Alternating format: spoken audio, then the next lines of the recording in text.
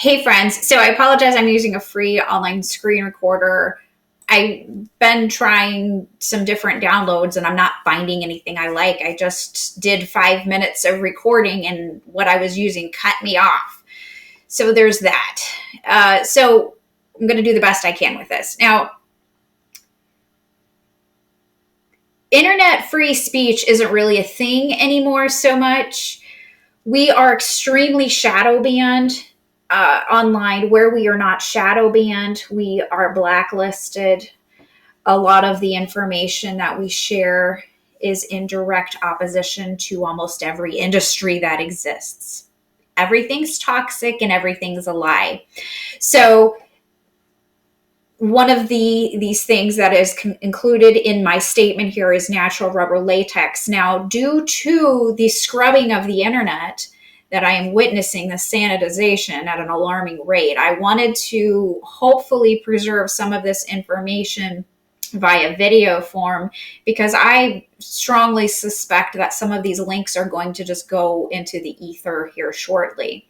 Now, I warned, I believe it was in 2019, about PubMed and how it was being systematically scrubbed of fact-based, actual good, solid research. We've got a video series on how to research everything, which I'll link to the most recent video in that. I actually have a background in research, so I actually know what I'm talking about here.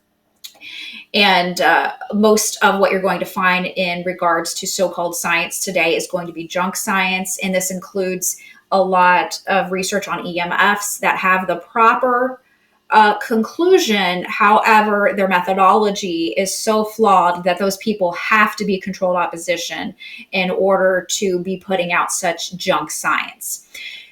So we obviously are not controlled opposition. And yes, I understand that some people will say, well, you're putting your life at risk, that sort of thing. You're going to get whacked, etc. Whistleblowers get whacked. Of course they do. Well, nothing happens without the say-so of my Heavenly Father. So I understand that some of you share different faiths. I love you so much. You're so awesome. I don't care what faith you are. We can still acknowledge there's good and evil, and we can still acknowledge that there is some sort of force that provides protection, and miracles do happen. It's a miracle that I'm alive. So we can say goodbye to free internet speech. Really, I wrote this in 2020 and we've got over 500 posts probably on the website. So, if you really want to dig deep into the information we have on the website, then you want to click on search and scroll down to here to browse all posts. I know this is a weird link here, but this is going to, I know this is awkward and I apologize for that, but I don't do well with HTML. So we use GoDaddy and we have actual humans to contact to help us when we have issues. So that way you can scroll through all of the posts here. And it'll just keep going and going and going. Or at least it was going and going and going. Is now, here we go. Yeah, you click on all posts here. And that will give you lots and lots and lots of posts. Of course, we're also on many streaming platforms. We also are on YouTube and Instagram, but you're probably not going to see any of our posts if you follow us on either of those. Just being honest here, I encourage you to sign up for our free newsletter. It is indeed free. It's weekly or less because I probably hate spam more than you do. So I will link below to this Say Goodbye to Free Internet Speech article because it's very important, including on the mainstream social media platforms and the alternative social media platforms. They are just full of bots. The only thing necessary for the triumph of evil is for good men to do nothing. And even that attribution is under dispute. It's typically attributed to Edmund Burke. But, here in the U.S., we've already seen our constitutional rights suspended. We've been under multiple states of emergency since the 1940s at least. The last I looked, I believe we're currently under over 40 states of emergency. That means that our constitutional rights are suspended. So that includes internet speech as well. I'm not going to go through that article and share it with you right now because this is the focus. If you would like to support us, we are on, okay, I just want to be sure it's still recording. We are on Buy Me a Coffee. You can subscribe monthly or do a one-time donation if you so desire. We appreciate that so much. We've also got a PayPal tip jar. You just go to our Support Us page. And which is down at the bottom because I don't like to throw it at people's faces and just constantly nag you for money all the time. Because I believe personally that this information should be available to people who can afford it and who cannot afford it. Because so many of us have been so terribly harmed by this toxic world that we live in, and that includes natural rubber latex. And I don't believe that those who are, for example, permanently disabled because, they trusted the experts should be penalized and that information withheld from them. So no, our newsletter will not be going over to, I can't remember what platform it is that people send out newsletters and charge people for it. But no, I'm not doing that. Yes, I could. But I have a higher authority to answer to, and my higher authority says that everybody should have access to this information. So this article was updated in 2022. We're going to find out if all the links still work or not, guys. This post shares clear and definitive evidence that many have been deceived by corporate interests. The natural rubber latex industry wields impressive power over the media. It exerts great political influence and has clear control within the academic, medical, and even the green building industries. So the green building experts and building biologists will gladly sell you a latex mattress that could kill you.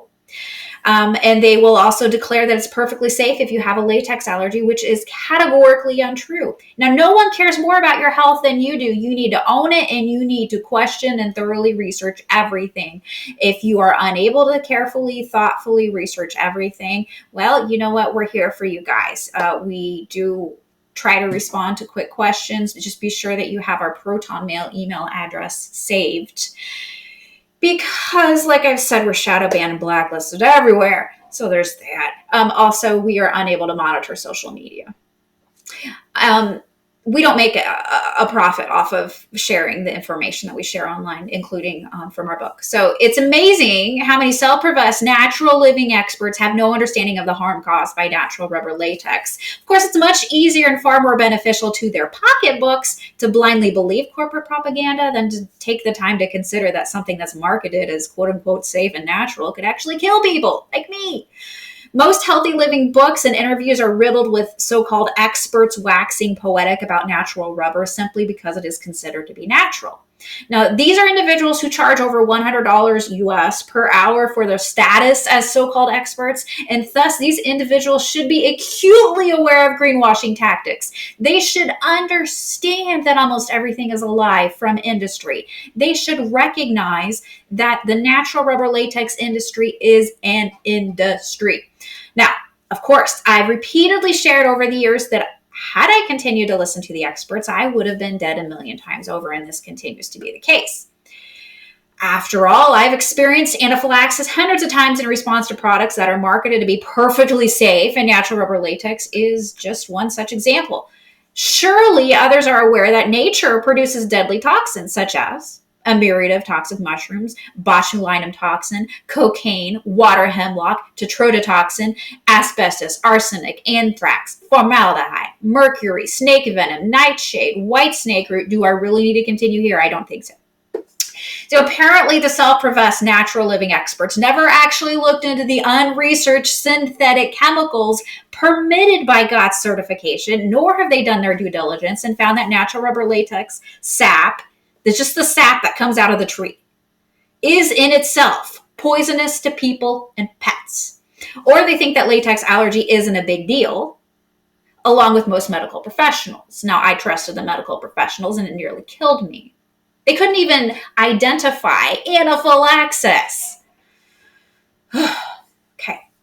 Just as with paint, now this just links to my non-toxic paint article or video.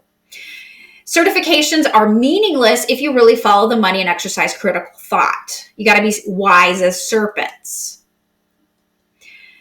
Certifications are the creation of industry to make you feel better about what you're buying. This is a simple fact that few recognize as they sip their refreshing corporate propaganda Kool-Aid.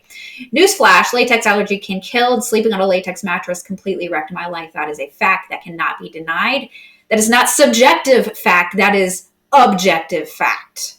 I don't speak my truth. I speak the truth. There's a difference. This just links to my article, How a Latex Mattress Wrecked My Life. Latex is toxic. This links to a different video on that I discussed just a few ways in which latex is toxic.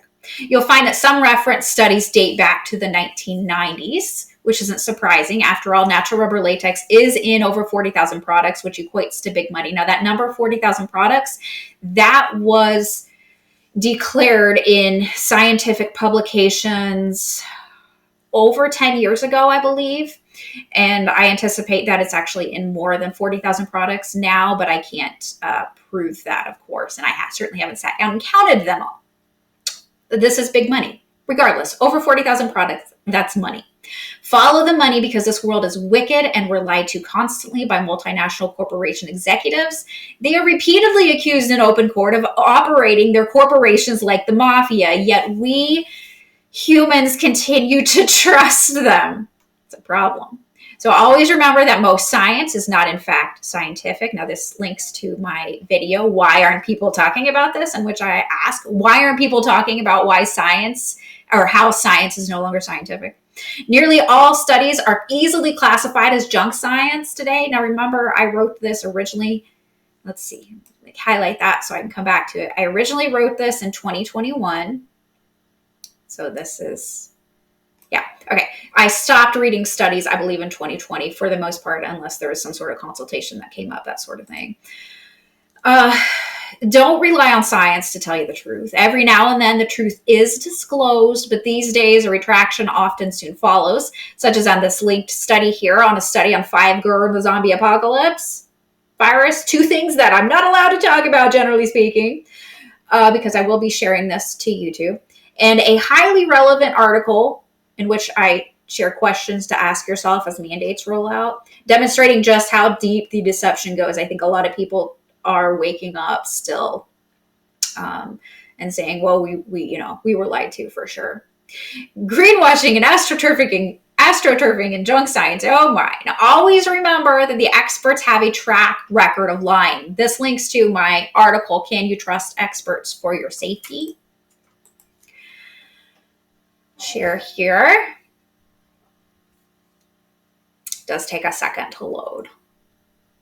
This has a list. This is from June 7, 2019. A list of things previously considered safe by physicians, scientists, and other experts. This is only a partial list of things that we were told for decades or over a century in some cases were safe. Physicians and scientists said they were safe. And then it came out, oh no, we were wrong. Sorry, we killed your children and poisoned everyone. Yeah. What's funny is that a lot of the people in 2019 who shared this from our Facebook page, which actually got some traction at that time, a lot of them, flipped the switch in 2020. Oh, we got to trust the experts. Did they forget about this in which they agreed with me that we can't trust experts for our safety?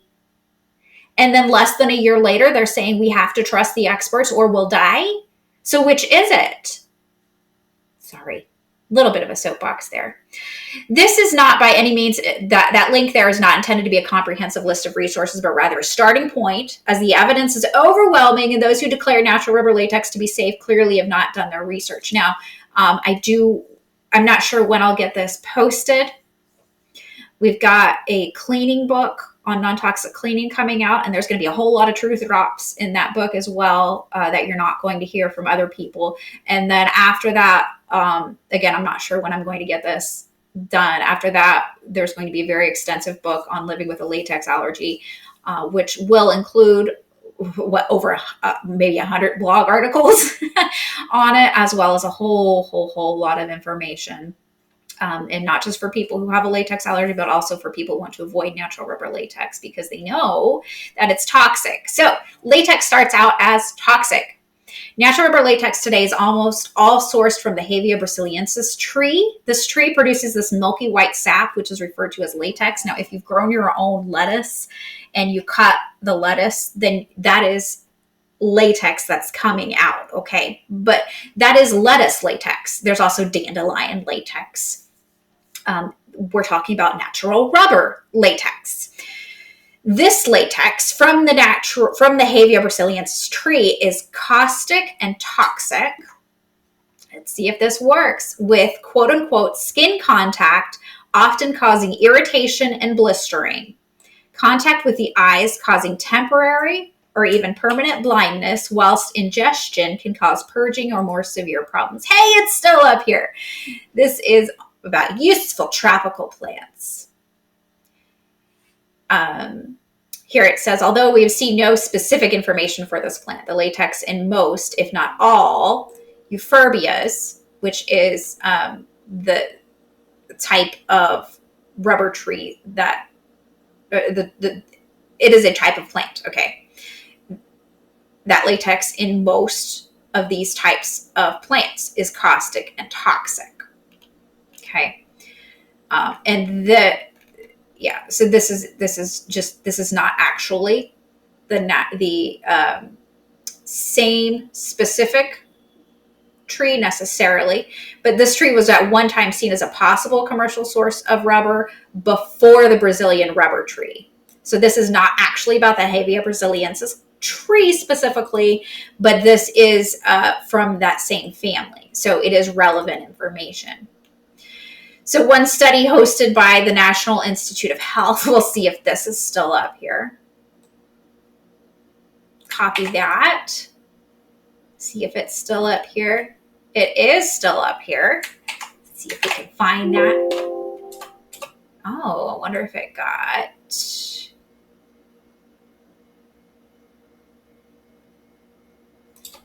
There we go. The milky sap or latex of Euphorbia plant is highly toxic and an irritant to the skin and eye. Highly toxic. Let's see. The milky sap is highly toxic and an irritant to the skin and eye.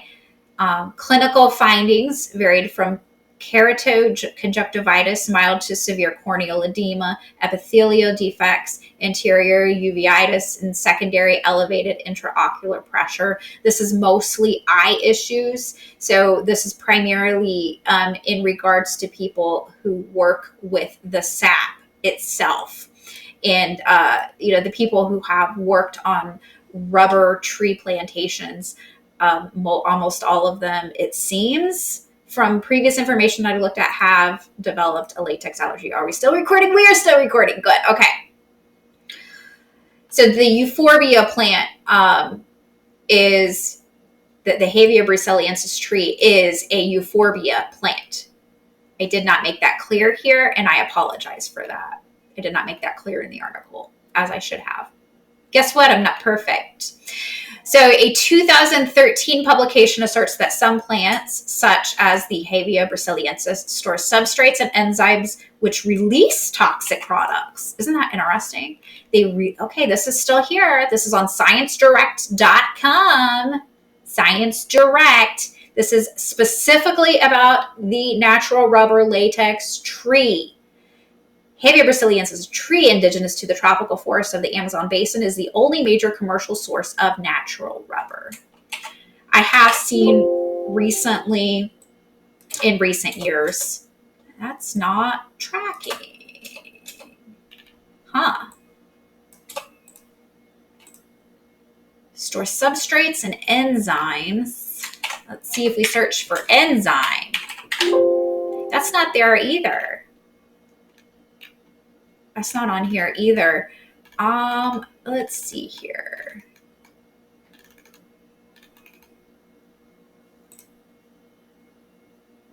2013 publication. This is actually, you know what? related terms. This is not actually linking to the specific article anymore. So this article, which I quoted here, Science Direct has actually taken it to the base topic now, rather than the article itself. But there are some articles here. Let's search for the word toxic. Oh, look at that. Ooh. Yeah, so Science Direct is doing a good job for the natural rubber industry. They're scrubbing stuff. Good job, Science Direct. So there we've already found one that's no longer there.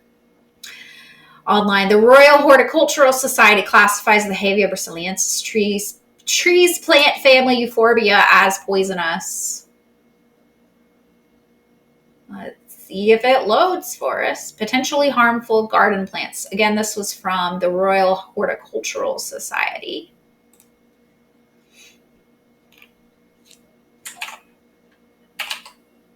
What did it say? Classifies the plant family Euphorbia.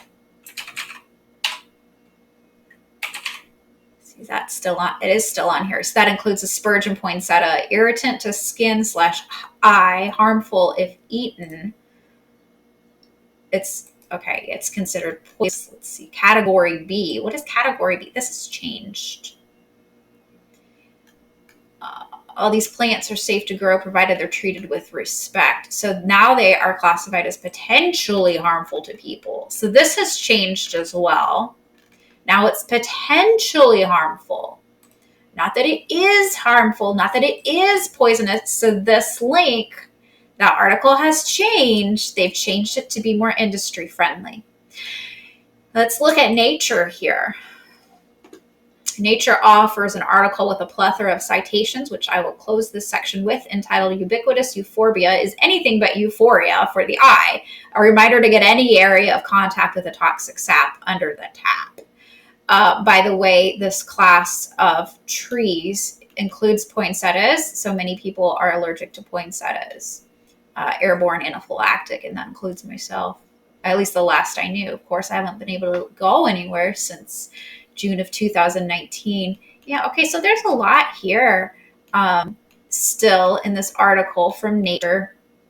One thing that I want to point out to you, as long as it's still available, is archive.org.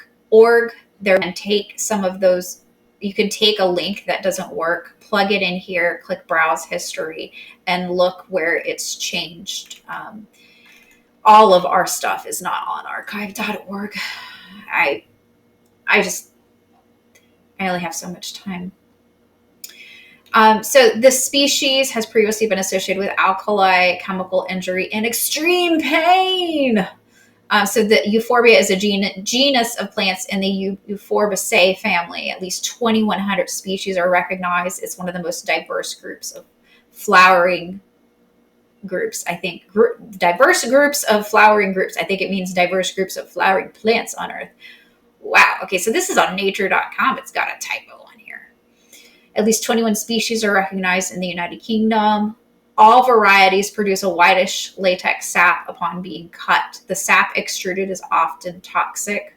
So here's, the toxicity varies between and within genera, which absolutely is correct. All right. And then there's pain in regards to ocular content. Ocular means your eye, conjunctival burns, all sorts of, potential subsequent blindness. And this, of course, is the unprocessed sap. This is not the finished product that we encounter today. I invite you to explore that article. So chemicals are added to the latex. So there are probably videos online that share how natural rubber latex is produced. While I don't have a specific video to recommend, I do recall noting in multiple videos the vast quantities of synthetic chemicals, in addition to the high level of processing that are required to produce a usable latex product, especially foam latex. Once the sap of the latex tree is harvested, chemicals are added to produce blocks of usable product. These chemicals may or may not be third-party certified. I actually need to add to that statement and say that so latex is harvested from the tree, and then they have to take it from the plantation or farm to a processing facility. Just in order to get it from the farm to the processing facility, they have to add toxic chemicals, typically thiorams. And these thiorams are specifically sensitizing in and of themselves as well.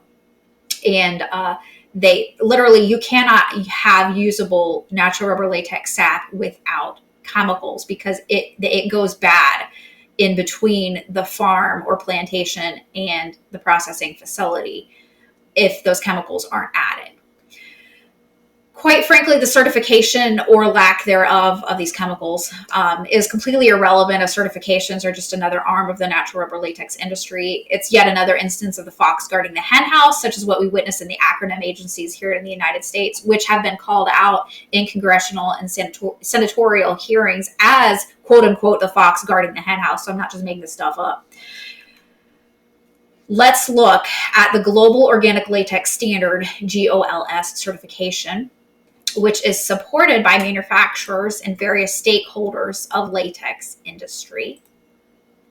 See if this still works or not. controlunion.com.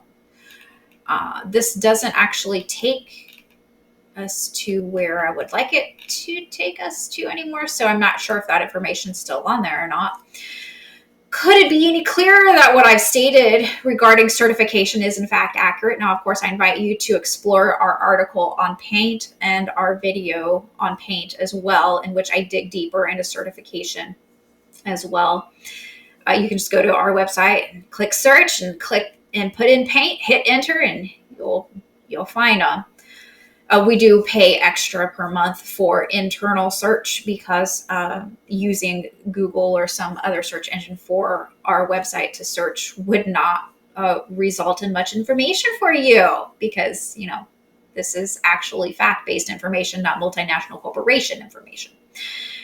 So this is from the same entity, the Control Union, which peddles GOTS certification for textiles. And the GOTS certification permits over 1,600 additives. At present, already more than 1,600 dye stuff and pigment preparations, including some natural dyes such as plant extracts, and over 2,100 textile auxiliaries from many different suppliers have been approved for the processing of GOTS textiles. That's a lot. Now the word natural is not regulated, so it's utterly meaningless. Okay, and we've already discussed there are plenty of things that are natural that are toxic. Okay. So if you know anything about modern chemicals, and you know that less than 200 have been adequately studied regarding toxicity, and I would argue that, and I don't argue, but I would suggest that it's actually less than 50 that have been adequately studied regarding toxicity. Now, years ago, I came across a list of the chemicals permitted by GOLS, but I haven't been able to find that list again. Again, the internet's being scrapped. So at the time, I noted that there were over 2,000 chemicals permitted to qualify for Global Organic Latex Standard certification. So again, I was unable to find the citation because the internet's being scrubbed. But years ago, you can believe me or not, I don't care. There's plenty of other evidence here. You can disregard this if you so desire, because I don't have the citation. Over 2,000 different chemicals can be added to latex and have it be declared to be organic, okay? So just because a chemical hasn't been studied, it's considered by industry. All industry today is non-toxic. So if you don't study the toxicity of a chemical, then you can say it's non-toxic. You can say it's healthy. It's fine. And it doesn't matter if the latex is Dunlop or Tolele, the specific process used is irrelevant. It doesn't matter. They're both toxic. They're both terrible. They're not health promoting, either one of them. So once those chemicals are part of the latex foam, the usable latex, they don't just magically, or the latex rubber, they don't magically disappear when a pretty unicorn sprinkles glitter on top. But while a great deal of chemicals are dumped into the local ecosystem from processing natural rubber latex, there are plenty of chemicals that remain in the final product, as we're going to see next. Still recording? We're still recording. Studies show that latex is toxic. So please note that the truth in all arenas is under great attack. PubMed is no exception. This links to my video, Important PubMed Alert. As such, it is much more difficult now to find relevant information. Previously, you used to be able to just do a search on PubMed for latex toxic. I already said that earlier on in this, and that's no longer the case. I've warned about this issue for years of the internet being scrubbed. All right, so studies have found that natural rubber latex tubing is toxic to zooplankton, which I assume that since you don't say zoology, you say zoology, that's the proper pronunciation. I assume that the proper pronunciation for zooplankton is zooplankton rather than zooplankton. This is a preview. Okay, so this is only a preview now. It doesn't give us the whole article, access to the entire article like it used to. This is from 1986, by the way. And Tygon tubing. I didn't notice that Tygon tubing in here before. I didn't remember seeing that because, Tygon tubing typically is not considered to be toxic. So I don't know. All right, but wait, there's still the abstract here. Natural rubber plankton assemblies were incubated with a small piece of silicone, Tygon, or latex rubber tubing. New unwashed Tygon tubing significantly decreased the growth rates, but much less than latex tubing. So Tygon is better than latex tubing. No inhibitory effects were found with silicone tubing, which is fine, interesting, because for my oxygen that I use at night or during the day as needed for hypoxia, I use silicone tubing personally myself, rather than the PVC, because PVC is so toxic. Latex and unwashed Tygon tubing significantly decreased the metabolic rate processes of phytoplankton, apparently. Silicone tubing exerted no significant effect. And of course, we can't look at the research methodology, any of the relevant information to know if this is actually junk science anymore, because now it's gated. You'll log in through your local library. That's another way the internet's being scrubbed, is gating the information from us. Leachate from ground tires used as mulch has been found to kill entire aquatic communities.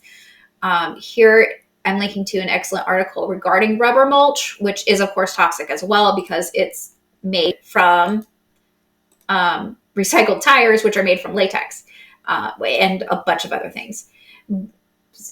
So tires are incredibly toxic, whether they're primarily comprised of natural rubber or not. But this is a really good article from Nature's Way Resources, an organically based service company. If you live out in Conroe, Texas, that might be, company. I don't know what they do or anything, but this is a really, really good article with all of their observations, as well as, authoritative information as well. Such a good art. I really recommend checking this out. We're not going to go through all of it because we only have so much time. All right. Those of us with a type 1 latex allergy, if we're just in the general area as tire mulch, we can go into anaphylaxis and die. So that's super fun. So toxic. It's so bad. All right. So here's another article from Washington State University discussing just how toxic rubber mulch truly is. The myth of rubberized landscapes. Quote unquote, recycled rubber mulch is an environmentally friendly, non-toxic choice for landscapes. End quote. So this is about the myth of how recycled rubber mulch is a good thing. They're saying the reality is that they have not been proven to be particularly good choices for horticultural production or landscape uses. In comparison, studies of several mulch types, rubber tire mulch was less effective in controlling weeds. Sawdust was a better option, and another study found it to be less effective than straw or fiber mulch in establishing turf grasses. It's also more likely to ignite and more difficult to extinguish. Dave actually earlier this year had to put out a mulch fire a little bit. I mean, like there was mulch that was smoking in the bed that he was working in. So yeah, you got to deal with that. Here, quote unquote non-toxicity of rubber mulch. Current research from Bucknell University indicates that rubber leachate from car tires can kill entire aquatic communities of algae, zooplankton, snails, and fish at lower concentrations. The leachates cause reproductive problems and precancerous lesions. Do you like reproductive problems and precancerous lesions? That's in low concentrations. And here's more. The heart of the toxic nature is its mineral content. So no, it's not safe to have tires as part of your house, as some people like to do. Think that it's a healthy thing because it's upcycled. I worked in the upcycling industry for a startup for a time, so I know about upcycling. One study declares that the cause of fairy circles in Namibia is the allelopathic impact of euphorbia species, and this includes a thorough rundown of the specific chemicals. Now, this is a relative of the natural rubber tree. However, this isn't actually necessarily evidence of the toxicity to humans, because black walnuts also are allelopathic, and then there are some other species of trees and bushes that are allelopathic as well. Of which some species of plants are immune and some aren't. But I did find this interesting. Another relative that I find interesting. Oh, okay, yeah. So another relative of the natural rubber tree that I find interesting is Euphorbia tyrcoli, which produces latex that's been used traditionally as a fish poison, and it's so toxic that ingestion can cause death via internal bleeding. Yeah. Let's see. Uses of medicines to be administered with extreme care. Even a small excess of ingested latex can result in death by internal bleeding in the gut. Black rhino apparently can eat the stems without ill effect. It's been traditionally used as a fish poison and in native cures for sexual impotence. But you got to be careful with it, apparently. Apparently it looks weird. That does look weird, doesn't it? Oh, it does look weird. So another article here. Are we still recording? Tell me we're still recording. Yes, we're still recording. Woohoo! Another relative here. By the way, if this cuts out, I'm sorry. I love you guys. Natural rubber latex products concerns in healthcare.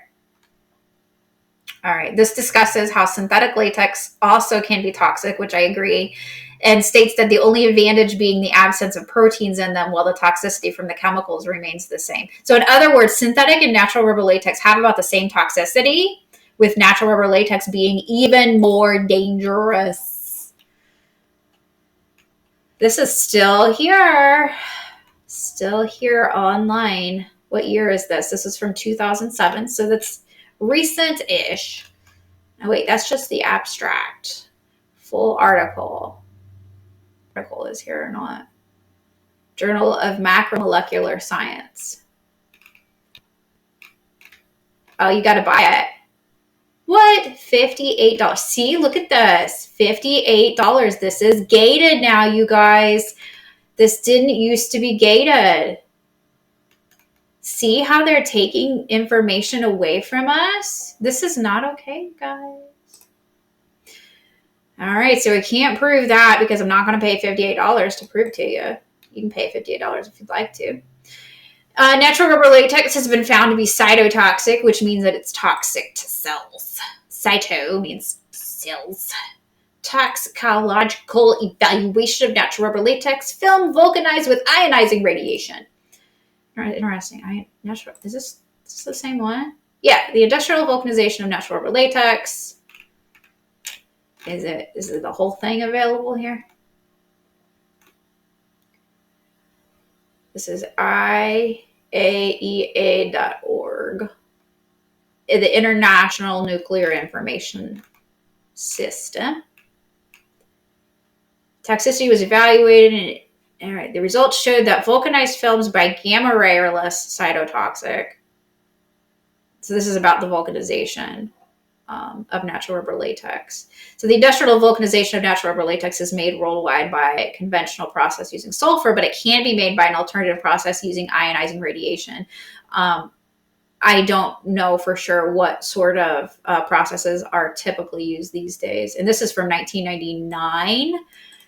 So I'm not sure how, or if the vulcanization processes that are typically used commercially have changed or not. That can change over time due to cost considerations. All right. The systemic toxicity assay showed that only the vulcanized film using sulfur induced allaying and motor coordination on the animals for a short period of time. These results evidence the less cytotoxic properties of vulcanized films. So it's less toxic to your cells, less toxic to cells. And of course, they tested on animal testing. And okay, so apparently this is just the abstract again. The whole thing's not available to us little peons again. But that, at least the abstract says it's cytotoxic, so we can't, evaluate that, though, unfortunately, to know if it's junk science or not. So medical billing actually says that latex is toxic. A client shared this with us previous years, that they had some medical bills that were billed under toxic effect of latex. Right here, find a code. Toxic effect of latex. This is medical billing. There's one. They do change from year to year. So here's another example. Toxic effect of latex accidental, unintentional, subsequent encounter. This is medical billing. So Western medicine knows natural rubber latex isn't just a sensitizing agent, but it's a toxicant as well. All right. And of course I said, we should consider this with a grain of salt, but it is what it is. It's still there. They know it, you guys. They know it. Follow the money. All right. This is really good. If it's still there, the latex story on PubMed. Yeah. Okay. The abstract is here. Where's the rest of it? And it's been cited. Here's the abstract. It's not here in full again, you guys. This was so good. Right, so this was apparently published in 2014. Yeah, there we go, 2014. I'm so disappointed this isn't here in full now. This is so disappointing. So, anyways. It was here, and we were able to access it in full, but it does have a ton of cited by publication types. It had a lot of citations in it that were just so valuable. And it did, of course, have a number of inaccurate statements in it, as nearly all publications do that address latex allergy, peer-reviewed or not. But there's one statement from it that was quite telling. Natural rubber latex allergy is a very good example of a quote-unquote new allergy that suddenly arises with tremendous health and economic implications. So did you catch that? A latex allergy, this is a medical issue, has tremendous economic implications. Right there in black and white, follow the money. In a peer-reviewed journal is the reason why hardly anyone has a clue about the truth when it comes to natural rubber latex. This is why everybody's lying to you, because they don't know and they don't understand how the world actually works. Don't buy a latex mattress. Don't do it. Don't use latex gloves. If you have to get some sort of medical treatment, tell them you have a latex allergy. This is one instance in which I'm telling you, I'm advising that you lie, because otherwise they won't take you seriously about your preferences, and they'll just use whatever on you. And honestly, even if you say you have a latex allergy, if you read my book, Poison Field by Western Medicine, Modern Construction, and Corporate Interests, that doesn't mean that it's going to be respected. That doesn't mean that people are actually going to care. There's one doctor's visit in which I share in that book that, a nurse was trying to touch me with a blood pressure cuff that was not latex free. And she was not listening to me at all. And I was telling her, no, do not touch me with that. To the extent that I took my boot off and acted like I was going to throw my boot at her because she was not respecting me. So I can only imagine how bad it is today. So the love of money is the root of all evil, as you know, it just is. It just is. It is. All right. But naturally, hardly anyone knows about this root, and few people follow the money as thoroughly, intentionally, and thoughtfully as we do, and even fewer exercise discernment. And there's only one source of discernment in this world. In this crazy world, it's absolutely essential that you question the corporate narrative for everything. To fail to do so could literally be risking your life and those of your loved ones. So is latex toxic? In my opinion, the evidence is quite clear that it is undeniably toxic. And again, this is just limited evidence. Unfortunately, as we've seen in this, and as I suspected would be the case, there's more and more that has been scrubbed from the internet. So don't anticipate that you can find much more information. I'm not going to look for more information, more evidence, because in my opinion, it's already pretty clear that natural rubber latex is indeed toxic and is something that we should exert prudent avoidance in regards to, just like we should in regards to non-native EMFs and a wide variety of other chemicals that have never been studied as to toxicity. Natural rubber latex has been studied as to toxicity, and it's been found to be toxic, even, by mainstream science. So why would you trust your life to people? And when I say trust your life, I do mean trust your life, because the information about whether something is healthy or not, and whether something is toxic or not, is indeed trusting your life to someone, and trusting the life and health of your family members and pets as well. So exercise discernment, be careful. If someone's recommending a latex mattress to you, I would run screaming the opposite direction. And yes, I understand this is going to rule out most people who claim to be natural living experts. Dave and I do not claim to be experts on anything except our experience and our lives, which is basically the same thing. And beyond that, the more you learn, the more you realize that everything is a lie, and it's very difficult to know what is truth and what is not, especially if you're looking at so-called science. Wise as serpents, harmless as doves, non-toxic out. Feel free to sign up for our free newsletter here. Scroll down here. You can buy us coffee to say thank you. We are on these platforms. These 4 here, hate us, okay? If you're subscribed on these 4 here, good luck ever seeing any content from us. This one here, we used to have 5,000 subscribers. Now we have 3,800 with 0 views. We are on Odyssey, Rumble, BitChute, Bright, Eon. Of course, we're on here, but we have to be very careful about what we post on here. So I would subscribe to these. I would subscribe to our newsletter. You can go ahead and subscribe to all of these, but just know that you probably won't get any notifications or see our content. Hang in there, guys. I know it's tough. Times are tough. Just keep your eyes on the prize. Not